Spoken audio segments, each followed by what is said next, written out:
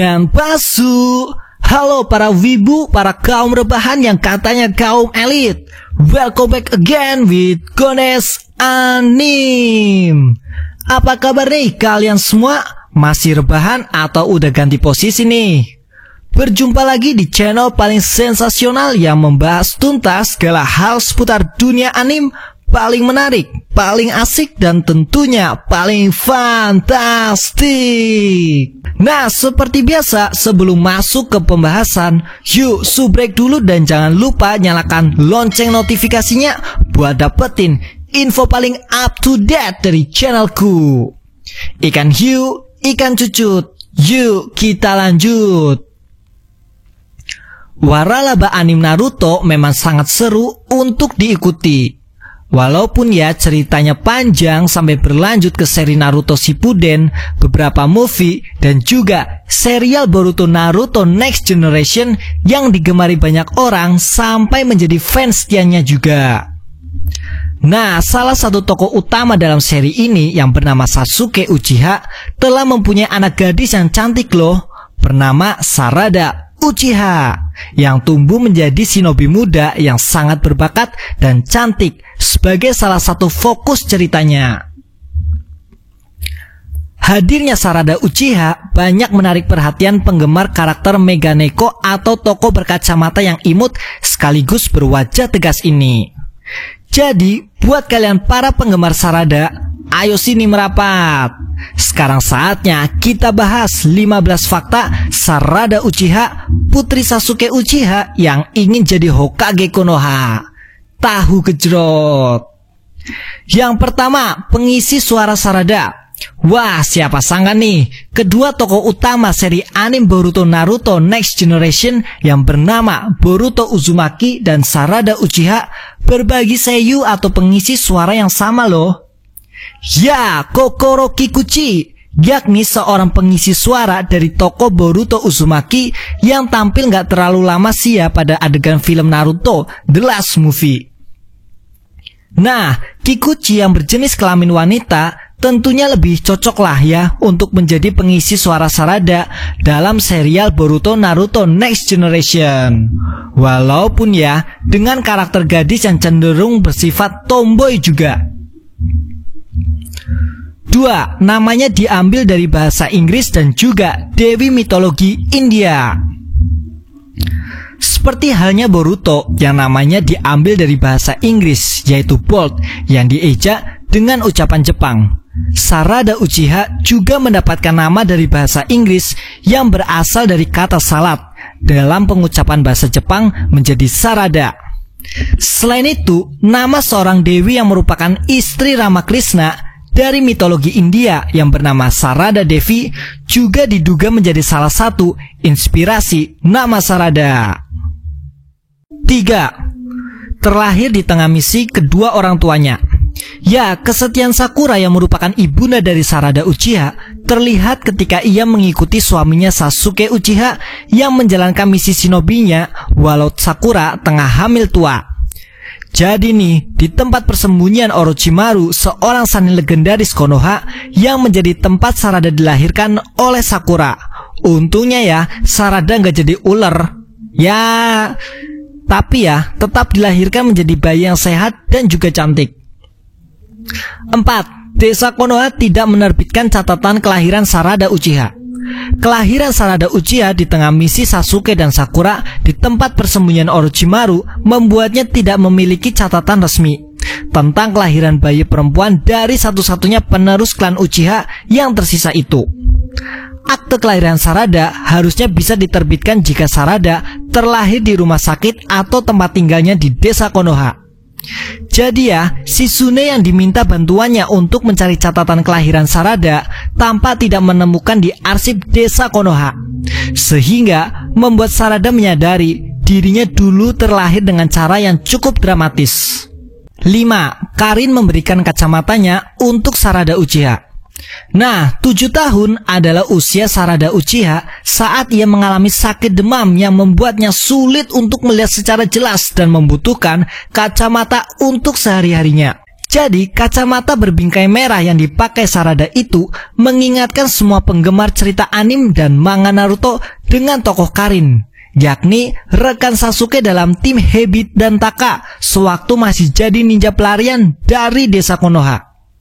Ya, Karin yang ikut membantu proses persalinan Sakura di tempat persembunyian Orochimaru dan membuat Sarada terlahir dengan selamat adalah orang yang memberikan kacamata berbingkai merah itu untuk dipakai Sarada kelak di kemudian hari.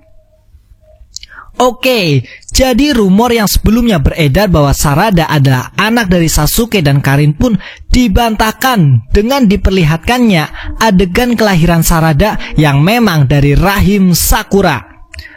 6. Baru bisa menggunakan Sharingan di matanya ketika berusia 11 tahun. Semua keturunan klan Uchiha secara alami memiliki bola mata Sharingan sebagai keunggulan fisik yang dapat menjadi kemampuan untuk membantunya bertempur. Tapi ya guys, Sarada Uchiha baru bisa menggunakan Sharingan di matanya ketika berusia 11 tahun. Bukan karena ia berdarah campuran dari klan Haruno sang ibu, tapi karena Sarada yang bertahun-tahun lamanya tidak bertemu dengan Sasuke sang ayah, yang sering pergi berkelana meninggalkan istri dan anaknya.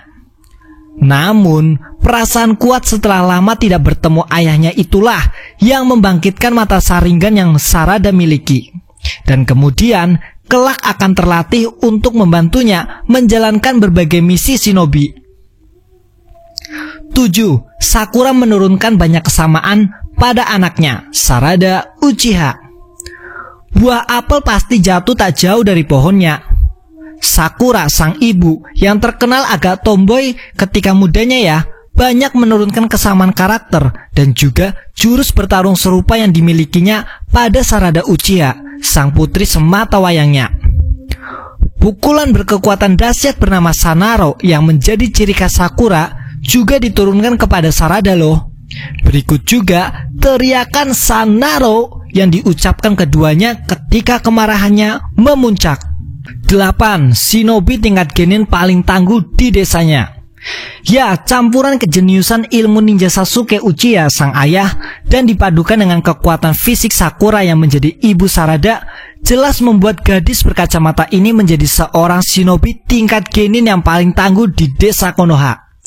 Belum lagi Kekai Genkai, kemampuan Shuriken, serta keahlian dalam ninjutsu yang dimiliki Sarada berada di atas semua genin yang ada di desa itu. Wajar saja jika Mitsuki menyebut Sarada adalah seorang genin terkuat di desa Konoha. 9. Sarada Uchiha memiliki hobi membaca buku.